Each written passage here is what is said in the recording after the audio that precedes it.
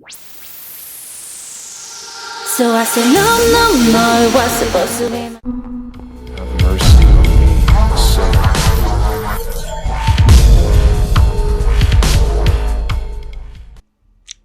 Бәріңе сәлем достар, сендермен бірге Flint KZ, және де мен бүгін құпия комнатаны қалай жасау керек екенін үйретемін. Бұл құпия комнатаға сундук сақтайды. Мысалы, ол үшін бізге ең бірінші картина мен табличка керек. Олар менде бар, ал енді көрсең қалай жасау керек екенін. Міне, кіреміз, шығамыз. Осы кезде бізде сундук тұрады. Бұл өте енді ойлап тапқан жоқпын, просто білмейтіндерге совет берейін деп жатырмын. Қазір бәрін сындырып тастайын бірінші.